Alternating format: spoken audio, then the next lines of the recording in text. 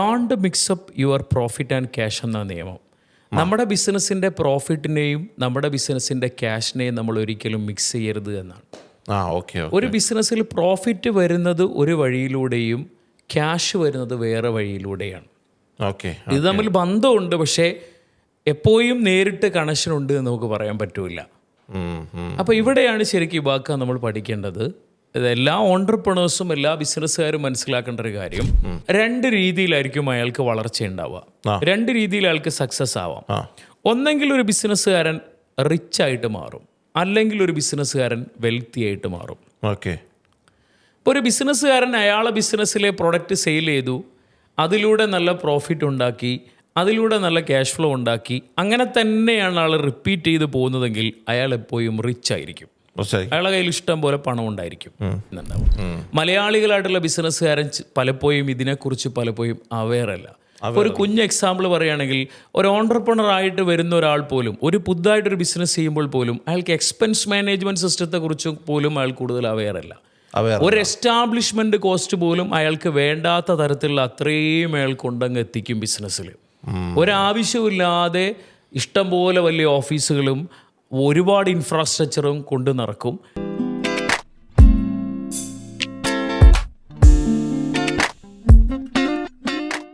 Expert ടോക്സിൽ വീണ്ടും സൈദാണ്. Syed actually finance related ആയിട്ടുള്ള ഒരു ബിസിനസ്സിൽ ഫിനാൻസ് എങ്ങനെ മാനേജ് ചെയ്യണം എന്നതിനെ കുറിച്ചൊക്കെയാണ് നമ്മളോട് സംസാരിക്കുന്നത്. അപ്പോൾ നമ്മൾ കഴിഞ്ഞൊരു എപ്പിസോഡ് പറഞ്ഞിരുന്നു. അതിൻ്റെ ഭാഗമായിട്ട് ഇന്ന് നമുക്ക് ചോദിക്കേണ്ട ഏറ്റവും പ്രധാനപ്പെട്ട കാര്യം, ഒരു ബിസിനസ്സിൽ ക്യാഷ് ഫ്ലോ സ്റ്റേറ്റ്മെൻ്റ് ഉണ്ടല്ലോ, ബിസിനസ് ക്യാഷ് ഫ്ലോ സ്റ്റേറ്റ്മെൻറ്റിൻ്റെ പ്രാധാന്യം എന്താണ് ആക്ച്വലി? ഇതൊക്കെ വളരെ നല്ലൊരു ചോദ്യമാണ് അല്ലെ, ബിസിനസ്സുകാരെ സംബന്ധിച്ചിടത്തോളം. തീർച്ചയായിട്ടും എല്ലാ ഓൺട്രപ്രണേഴ്സിനും കൃത്യമായിട്ട് മനസ്സിലാക്കേണ്ടതും പലർക്കും സംശയമുള്ളൊരു നല്ലൊരു ടോപ്പിക്കാണ്. ഞാനിത് പരമാവധി സിമ്പിളായിട്ട് അങ്ങ് പ്രസൻറ്റ് ചെയ്യാം. ഇപ്പോൾ ഇബാക്കയുടെ ഒരു ബിസിനസ് ആണെങ്കിലും മറ്റാരുടെ ഒരു ബിസിനസ് എടുത്ത് നോക്കിയാലും ഒരു പക്ഷേ നമ്മളെ പ്രോഫിറ്റ് ആൻഡ് ലോസ് അക്കൗണ്ട് നോക്കുന്ന സമയത്ത് ചിലപ്പോൾ നമുക്ക് വലിയ പ്രോഫിറ്റ് കാണാൻ പറ്റാം. പ്രോഫിറ്റ് ആൻഡ് ലോസ് അക്കൗണ്ട് നോക്കുന്ന സമയത്ത് വലിയ പ്രോഫിറ്റ് നമുക്ക് കാണാം. ചിലപ്പോൾ 5 കോടിയോ 10 കോടിയൊക്കെ പ്രോഫിറ്റ് കാണാം. പക്ഷേ സെയിം ടൈമിൽ നമ്മളെ പെട്ടി നോക്കുന്ന സമയത്ത് നമ്മളെ കയ്യിൽ ക്യാഷില്ല. ഇതാണ് പല ബിസിനസ്സുകാരും അനുഭവിക്കുന്ന പ്രശ്നം. ഒരു ഓൺട്രപ്രണറുടെ പ്രോഫിറ്റ് ആൻഡ് ലോസ് അക്കൗണ്ടിൽ 16 കോടി ലാഭമുണ്ട്. പക്ഷേ അയാളെ ബാങ്കിൽ കിടക്കുന്നതും കയ്യിൽ കിടക്കുന്ന ക്യാഷും നോക്കിയപ്പോൾ ആകെ 20 ലക്ഷം രൂപയല്ലോ മാത്രമേ ഉള്ളൂ. അപ്പോൾ 16 കോടി ലാഭമുള്ള കമ്പനിയിൽ ആകെ 20 ലക്ഷമേ കയ്യിലും ബാങ്കിലും ഉള്ളത് എങ്കിൽ ഈ ക്യാഷ് എവിടെ പോയി, ഈ പ്രോഫിറ്റ് എവിടെയാണ് എന്നൊരു ചോദ്യമാണ് പലപ്പോഴും ഓൺട്രപ്രണേഴ്സിൻ്റെ ഉള്ളിൽ വരുന്ന ക്വസ്റ്റ്യൻ. ഈ ചോദ്യങ്ങൾക്ക് ഉത്തരം കിട്ടണമെന്നുണ്ടെങ്കിൽ ഇവാക്ക് ആദ്യം നമ്മൾ മനസ്സിലാക്കേണ്ട കാര്യം, don't mix up your profit and cash എന്ന നിയമം. നമ്മുടെ ബിസിനസ്സിൻ്റെ പ്രോഫിറ്റിനെയും നമ്മുടെ ബിസിനസ്സിൻ്റെ ക്യാഷിനെയും നമ്മൾ ഒരിക്കലും മിക്സ് ചെയ്യരുത് എന്നാണ്. ഒരു ബിസിനസ്സിൽ പ്രോഫിറ്റ് വരുന്നത് ഒരു വഴിയിലൂടെയും ക്യാഷ് വരുന്നത് വേറെ വഴിയിലൂടെയാണ്. ഇത് തമ്മിൽ ബന്ധമുണ്ട്, പക്ഷേ എപ്പോഴും നേരിട്ട് കണക്ഷൻ ഉണ്ട് എന്ന് നമുക്ക് പറയാൻ പറ്റില്ല. അപ്പോൾ ഇവിടെയാണ് ശരിക്കും ഇബാക്ക നമ്മൾ പഠിക്കേണ്ടത്. എല്ലാ ഓൺട്രപ്രണേഴ്സും എല്ലാ ബിസിനസ്സുകാരും മനസ്സിലാക്കേണ്ട ഒരു കാര്യം, നമ്മുടെ ബിസിനസ്സിൽ പ്രോഫിറ്റ് വരുന്നത് എങ്ങനെയാണെന്ന് നോക്കുന്നത് നമ്മൾ പ്രോഫിറ്റ് ആൻഡ് ലോസ് അക്കൗണ്ടിലൂടെ ആയിരിക്കണം. നമ്മുടെ ബിസിനസ്സിൽ ക്യാഷ് വന്ന് കിടക്കുന്നത് എങ്ങനെയാണെന്ന് നോക്കാൻ നമ്മളെ പ്രോഫിറ്റ് ആൻഡ് ലോസ് അക്കൗണ്ട് നോക്കിയിട്ടും കാര്യമില്ല, നമ്മുടെ ബിസിനസ്സിലെ ബാലൻസ് ഷീറ്റ് നോക്കിയിട്ടും കാര്യമില്ല. നമ്മുടെ ബിസിനസ്സിൽ ക്യാഷ് എങ്ങനെയാണ് വന്നത് എന്നറിയണമെങ്കിൽ നിർബന്ധമായിട്ടും നമ്മൾ ക്യാഷ് ഫ്ലോ സ്റ്റേറ്റ്മെൻറ്റ് നോക്കണം. ക്യാഷ് ഫ്ലോ സ്റ്റേറ്റ്മെൻറ്റിലാണ് ശരിക്കും നമ്മുടെ ബിസിനസ്സിൽ ക്യാഷ് എങ്ങനെയാണ് വന്നത് എന്നുള്ളത് ഡീറ്റെയിൽ ആയിട്ട് പറയുന്നുണ്ടാവാം. അപ്പോൾ ഇവാക്ക് ഏതൊരു ബിസിനസ് എടുത്തു കഴിഞ്ഞാലും ആ ബിസിനസ്സിൽ പ്രധാനമായിട്ടും 3 ആക്ടിവിറ്റീസിലൂടെയായിരിക്കും ക്യാഷ് വരികയും പോവുകയും ചെയ്യാം. തീർച്ചയായിട്ടും. ഒന്നാമത്തെ ആക്ടിവിറ്റീസ് ഓപ്പറേറ്റിംഗ് ആക്ടിവിറ്റീസാണ്. രണ്ടാമത്തെ ആക്ടിവിറ്റീസ് ഇൻവെസ്റ്റിംഗ് ആക്ടിവിറ്റീസാണ്. മൂന്നാമത്തെ ആക്ടിവിറ്റീസ് ഫിനാൻസിങ് ആക്ടിവിറ്റീസാണ്. ഞാൻ വളരെ സിമ്പിളായിട്ട് പറയാം. ഇപ്പോൾ ഒരു ബിസിനസ്സുകാരൻ്റെ ഓപ്പറേറ്റിംഗ് ആക്ടിവിറ്റീസ് എന്ന് പറഞ്ഞു കഴിഞ്ഞാൽ അയാളുടെ കോർ ആക്ടിവിറ്റീസ് എന്താണോ അതാണ് അയാളുടെ ബിസിനസ്സിലെ ഓപ്പറേറ്റിംഗ് ആക്ടിവിറ്റീസ്. ഇപ്പോൾ ഒരു പ്രൊഡക്റ്റ് വിൽക്കുന്ന ഒരു കമ്പനിയാണെങ്കിൽ ആ പ്രൊഡക്റ്റ് വിൽക്കുമ്പോൾ അതിൻ്റെ സെയിൽസിലൂടെ കിട്ടുന്ന ക്യാഷ് അത് ഓപ്പറേറ്റിങ്ങിൻ്റെ ഇൻഫ്ലോ ആണ്. ചിലപ്പോൾ പ്രൊഡക്റ്റ് വിൽക്കുന്നത് ക്രെഡിറ്റിനാണെങ്കിൽ സ്വാഭാവികമായിട്ടും ആ ഡെപ്റ്റേഴ്സ് അഥവാ പണം തരാനുള്ള കസ്റ്റമേഴ്സ് നമുക്ക് പിന്നീട് പണം തരുമ്പോഴും അതും ഓപ്പറേറ്റിംഗ് ആക്ടിവിറ്റീസിൻ്റെ ഇൻഫ്ലോ ആണ്. ഇനി അയാൾ ഒരു പ്രൊഡക്റ്റ് വിൽക്കുന്ന കമ്പനി അല്ല എന്ന് വിചാരിക്കുക, അയാളൊരു സർവീസ് കമ്പനിയാണ്. ഇപ്പോൾ ഇവാക്കനെ പോലത്തെ ഒരു സർവീസ് ചെയ്യുന്ന ഒരു കമ്പനിയാണെങ്കിൽ ചിലപ്പോൾ നമ്മൾ നമ്മുടെ സർവീസ് ചാർജ് വാങ്ങാം. ഇനി കൺസൾട്ടൻ്റ് ആണെങ്കിൽ കൺസൾട്ടിങ് ഫീസ് വാങ്ങാം. അപ്പോൾ ഒരു ചാർട്ടേഡ് അക്കൗണ്ടൻറ്റോ അല്ലെങ്കിൽ ഒരു അഡ്വക്കേറ്റ്സോ അല്ലെങ്കിൽ ഒരു ആർക്കിടെക്ട്സോ അല്ലെങ്കിൽ ഒരു ഇതേപോലെ സർവീസ് പ്രൊവൈഡ് ചെയ്യുന്ന ഏതൊരു കൺസൾട്ടൻ്റ് ആണെങ്കിലും ഒക്കെ അവരുടെ ബിസിനസ്സിലൂടെ കോർ സർവീസ് എന്താണോ അതിലൂടെ അവർക്ക് വരുന്ന ഇൻഫ്ലോ ആണ് ഓപ്പറേറ്റിംഗ് ആക്ടിവിറ്റീസിൻ്റെ ഇൻഫ്ലോ. ഇനി ഇതേപോലെ ഓപ്പറേറ്റിംഗ് ആക്ടിവിറ്റീസിൻ്റെ ഔട്ട്ഫ്ലോ എന്ന് പറഞ്ഞു കഴിഞ്ഞാൽ അയാളുടെ ബിസിനസ്സിലെ ഗുഡ്സിൻ്റെ പർച്ചേസിൻ്റെ സമയത്ത് ക്യാഷ് പോകും. ഗുഡ്സ് വാങ്ങുന്ന സമയത്ത് നമ്മൾ ക്യാഷ് കൊടുത്തിട്ട് പർച്ചേസ് ചെയ്യുകയാണെങ്കിൽ ക്യാഷ് പോകുന്നു.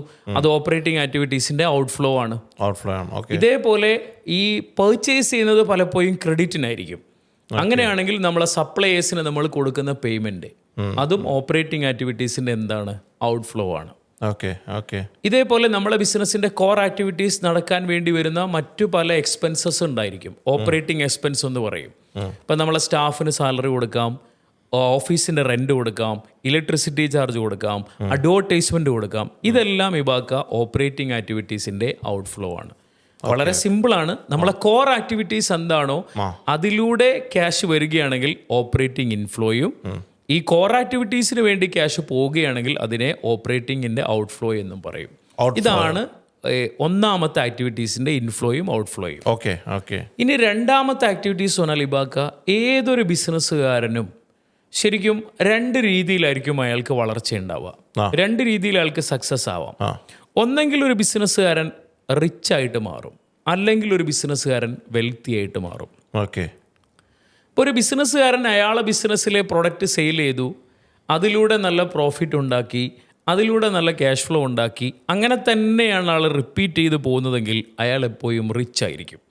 അയാളുടെ കയ്യിൽ ഇഷ്ടം പോലെ പണം ഉണ്ടായിരിക്കും. ഇനി വേറൊരു വഴി എന്ന് പറഞ്ഞാൽ ഒരാളെ ബിസിനസ്സിലെ പ്രൊഡക്റ്റോ സർവീസോ അയാൾ വിറ്റു, അതിലൂടെ നല്ല പ്രോഫിറ്റ് ഉണ്ടാക്കി, അതിലൂടെ നല്ല ക്യാഷ് ഫ്ലോ ഉണ്ടാക്കി, ഈ ക്യാഷ് ഫ്ലോ അയാൾ സേവ് ചെയ്തു, അത് ഇൻ്റലിജൻ്റ് ആയിട്ട് അയാൾ ഇൻവെസ്റ്റ് ചെയ്തു. ആ ഇൻവെസ്റ്റ്മെൻറ്റിൻ്റെ മുകളിൽ റിട്ടേൺസ് എടുത്തു കഴിഞ്ഞാൽ ഒരു സൈഡിലൂടെ അയാൾ പ്രൊഡക്റ്റ് വിറ്റ് പ്രോഫിറ്റ് ഉണ്ടാക്കി ക്യാഷ് ഫ്ലോയും വരുന്നുണ്ടാവും, ഒരു സൈഡിലൂടെ ഇൻവെസ്റ്റ്മെൻറ്റിന് റിട്ടേൺസ് വരുന്നുണ്ടായിരിക്കും. അങ്ങനെയുള്ള ബിസിനസ്സുകാരനെയാണ് ഇവാക്ക ഒരു വെൽത്തി ആയിട്ടുള്ള ഒരു ഓൺട്രപ്രണർ എന്ന് പറയാം. ഇവിടെയുള്ളൊരു കാര്യം, ഒരു റിച്ച് ഓൺട്രപ്രണർ ഒരു ഗ്യാരണ്ടി ഇല്ല എപ്പോഴും പൊട്ടിപ്പോവാം. അതേ സമയത്ത് ഇബാക്ക ഒരു വെൽത്തി ആയിട്ടുള്ള ഒരു ബിസിനസ്സുകാരൻ പൊട്ടാനുള്ള സാധ്യത വളരെ കുറവാണ്. അയാൾ ഇൻവെസ്റ്റ്മെന്റ് എപ്പോഴും ഒരു സൈഡിൽ അയാൾ പോലും അറിയാതെ ഒരു വലിയ അസറ്റ് ഒരു സൈഡിലൂടെ ജനറേറ്റ് ആയിട്ട് വരുന്നുണ്ടാവും. അപ്പോൾ രണ്ടാമതൊരു ബിസിനസ്സുകാരൻ ഫോക്കസ് ചെയ്യേണ്ട അയാൾ ഇൻവെസ്റ്റ്മെന്റിലേക്കാണ്. അപ്പോൾ നമ്മൾ ക്യാഷ് ഫ്ലോയിലേക്ക് വരികയാണെങ്കിൽ ഇൻവെസ്റ്റ്മെന്റ് ആക്ടിവിറ്റീസിന്റെ ഇൻഫ്ലോയും ഔട്ട്ഫ്ലോയും ആണ് രണ്ടാമത്തെ ക്യാഷിന്റെ ഇൻഫ്ലോയും ഔട്ട്ഫ്ലോയും. ഇപ്പൊ നമ്മളെ ബിസിനസ്സിലെ തന്നെ ഫിക്സഡ് അസറ്റുകളിലേക്ക് ഇൻവെസ്റ്റ് ചെയ്യാം. ഇപ്പം നമ്മുടെ ബിസിനസ്സിലെ office equipments, motor car, motor vehicle, അതുപോലെ തന്നെ മെഷീനറി, ഇതിലേക്കെല്ലാം നമ്മൾ ഇൻവെസ്റ്റ് ചെയ്യും. ഇതെല്ലാം ഇൻവെസ്റ്റിംഗ് ആക്ടിവിറ്റിയാണ്. ഇതേപോലെ നമ്മൾ വേറെ കമ്പനിയിലെ ഷെയർ എടുക്കാം, സ്റ്റോക്ക് എടുക്കാം, വേറെ കമ്പനിയിലെ ഡിബഞ്ചറിൽ നമ്മൾ ഇൻവെസ്റ്റ് ചെയ്യാം. ഇതെല്ലാം ശരിക്കും വിവാദിക്ക ഇൻവെസ്റ്റിംഗ് ആക്ടിവിറ്റീസിന്റെ ഔട്ട്ഫ്ലോ ആണ്. ഇനി ഇതേ ഇൻവെസ്റ്റിംഗ് ആക്ടിവിറ്റീസിന് ഇൻഫ്ലോ ഉണ്ടാവും. നമ്മളിപ്പോൾ വേറെ കമ്പനിയിലെ ഷെയറോ സ്റ്റോക്കോ ഒക്കെ നമ്മൾ ഇൻവെസ്റ്റ് ചെയ്യുമ്പോൾ അതിലൂടെ നമുക്ക് ഡിവിഡൻഡ് കിട്ടാം, അതിലൂടെ നമുക്ക് റിട്ടേൺസ് വരാം. ഇനി ഏതെങ്കിലും സാഹചര്യത്തിൽ നമ്മൾ സ്റ്റോക്കോ ഷെയറോ നമ്മൾ സെയിൽ ചെയ്യുകയാണെങ്കിൽ അതിലൂടെ നമുക്ക് എന്ത് ചെയ്യാം, ക്യാഷ് വരാം. ഇതെല്ലാം ഇൻവെസ്റ്റിംഗ് ആക്ടിവിറ്റീസിൻ്റെ ഇൻഫ്ലോ ആണ്. അപ്പോൾ ഒരു ബിസിനസ്സിൽ രണ്ടാമത്തെ ക്യാഷിൻ്റെ വരവും പോക്കും ഇൻവെസ്റ്റിംഗ് ആക്ടിവിറ്റീസിൻ്റെ ഇൻഫ്ലോയിലൂടെയും ഔട്ട്ഫ്ലോയിലൂടെയും ആയിരിക്കും. നമ്മൾ ഇത് പലപ്പോഴും പല ബിസിനസ്സുകാരും ശ്രദ്ധിക്കുന്നില്ല എന്നുള്ളതാണ് യാഥാർത്ഥ്യം. തീർച്ചയായിട്ടും. കാരണം എസ്പെഷ്യലി ഇത് മലയാളി ഓൺട്രപ്രണേഴ്സിൻ്റെ ഇടയിൽ ഈ ഹാബിറ്റ് വളരെ കുറവാണ്. അതേസമയത്ത് നമ്മൾ നോർത്ത് ഇന്ത്യയിലൊക്കെ നോക്കുകയാണെങ്കിൽ അവിടെ ഒരു പരിധിവരെ ഈ സംഭവത്തിൽ അവർ കൂടുതൽ കോൺസെൻട്രേറ്റ് ചെയ്യുന്നുണ്ടാവും. മലയാളികളായിട്ടുള്ള ബിസിനസ്സുകാരൻ പലപ്പോഴും ഇതിനെക്കുറിച്ച് പലപ്പോഴും അവെയർ അല്ല. ഒരു കുഞ്ഞ് എക്സാമ്പിൾ പറയുകയാണെങ്കിൽ, ഒരു ഓൺട്രപ്രണർ ആയിട്ട് വരുന്ന ഒരാൾ പോലും ഒരു പുതുതായിട്ടൊരു ബിസിനസ് ചെയ്യുമ്പോൾ പോലും അയാൾക്ക് എക്സ്പെൻസ് മാനേജ്മെന്റ് സിസ്റ്റത്തെ കുറിച്ച് പോലും അയാൾ കൂടുതൽ അവെയർ അല്ല. ഒരു എസ്റ്റാബ്ലിഷ്മെന്റ് കോസ്റ്റ് പോലും അയാൾക്ക് വേണ്ടാത്ത തരത്തിലുള്ള അത്രയും അയാൾ കൊണ്ടങ്ങ് എത്തിക്കും ബിസിനസ്സിൽ. ഒരാവശ്യമില്ലാതെ ഇഷ്ടംപോലെ വലിയ ഓഫീസുകളും ഒരുപാട് ഇൻഫ്രാസ്ട്രക്ചറും കൊണ്ട് നടക്കും. എന്നിട്ട് അയാൾ എക്സ്പെൻസ് ഏതിലെയാ പോകുന്നത് പോലും അയാൾക്ക് പ്രെഡിക്റ്റ് ചെയ്യാൻ പറ്റുന്നില്ല. അതേ സമയത്ത് ഇതൊക്കെ നമ്മൾ നോർത്ത് ഇന്ത്യയിലൊക്കെ പോവുകയാണെങ്കിൽ, എസ്പെഷ്യലി നമ്മൾ മാർവാഡീസിൻ്റെ ഒക്കെ ബിസിനസ് നോക്കുകയാണെങ്കിൽ, ഒരുപക്ഷെ അവരൊരു ചെറിയ സ്റ്റൂളോ ടേബിളോ ഇട്ടുകൊണ്ട് ക്രോർസ് ആൻഡ് ക്രോർസിൻ്റെ ബിസിനസ് ചെയ്യുന്നുണ്ടായിരിക്കും. കാരണം അവരുടെ ഹാബിറ്റും അവരുടെ നാച്ചുറും അങ്ങനെയാണ്. ഒരു സ്ഥലത്ത് നിന്ന് പൈസ ഉണ്ടാക്കും, ഒരു സ്ഥലത്ത് അവർ ഇൻവെസ്റ്റ് ചെയ്യുന്നു. പക്ഷേ ഇത് മലയാളി ഓണ്ടർപ്രണേഴ്സിന് തീരെ ഇല്ല എന്നല്ല, പക്ഷേ പലർക്കും ഇതിനെക്കുറിച്ച് അവയർനെസ് ഇല്ല.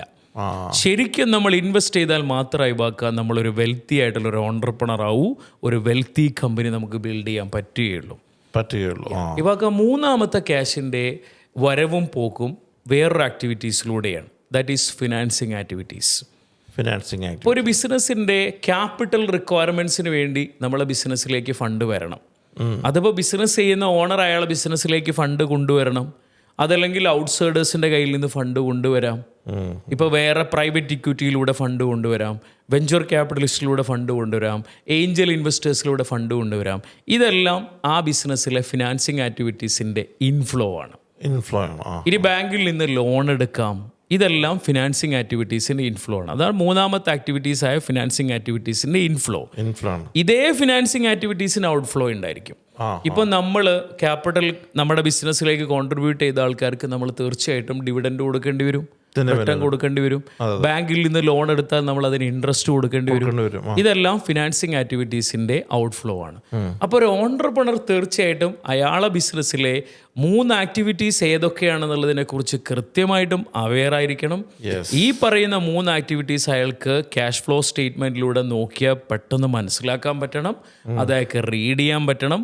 എന്നിട്ട് ഏതെല്ലാം ആക്ടിവിറ്റീസിൻ്റെ ഇൻഫ്ലോസ് കൂട്ടണം, ഏതൊക്കെ ആക്ടിവിറ്റീസിൻ്റെ ഔട്ട്ഫ്ലോസ് കുറക്കണം എന്നതിലൊക്കെ നല്ല പോലെ അവെയർനെസ് ഉണ്ടായിരിക്കണം. അവിടെ ഡിസിഷൻ എടുക്കാനുള്ള സ്കില്ലും ഒരു ഓണ്ടർപ്രണർക്ക് ഉണ്ടെങ്കിൽ അയാളെ ബിസിനസ്സിൻ്റെ ക്യാഷ് ഫ്ലോ നല്ല രീതിയിൽ കൂട്ടി നല്ല പ്രോഫിറ്റബിളായ നല്ല ക്യാഷ് ഫ്ലോ ഉണ്ടാക്കാൻ പറ്റുന്ന, ഇൻ്റലിജൻ്റ് ആയിട്ട് ഇൻവെസ്റ്റ് ചെയ്ത് ഹൈ റിട്ടേൺസ് ഉണ്ടാക്കുന്ന ഒരു ബിസിനസ്സായിട്ട് ഒരു ബിസിനസ്സിനെ ഡെവലപ്പ് ചെയ്യാൻ പറ്റും. നമ്മുടെ വർക്ക്ഷോപ്പുകളിൽ ഇങ്ങനത്തെ കാര്യങ്ങൾ തീർച്ചയായിട്ടും നമ്മൾ ശരിക്കും 1 ഡേ വർക്ക്ഷോപ്പിൽ, ഫിനാൻസ് ആൻഡ് സെയിൽസ് മാസ്റ്ററി വർക്ക്ഷോപ്പിൽ ഒരു ഓണ്ടർപ്രണറെ ക്യാഷ് ഫ്ലോ സ്റ്റേറ്റ്മെൻറ്റ് കൃത്യമായിട്ട് റീഡ് ചെയ്യാൻ നമ്മൾ പഠിപ്പിക്കും, അത് അനലൈസ് ചെയ്യാൻ പഠിപ്പിക്കും, അതിൻ്റെ മുകളിൽ ഡിസിഷൻ എടുപ്പിക്കാൻ പഠിപ്പിക്കും. ഇതെല്ലാം ഒരു ഓണ്ടർപ്രണർ മനസ്സിലാക്കിയാൽ അയാൾക്കൊരു സ്മൂത്ത് ആയിട്ടുള്ള ബിസിനസ്സിനെ അയാൾക്ക് ഡെവലപ്പ് ചെയ്തെടുക്കാൻ പറ്റും. അപ്പോൾ അടുത്ത എപ്പിസോഡിൽ വീണ്ടും ഇരിക്കാം. Okay, thank you.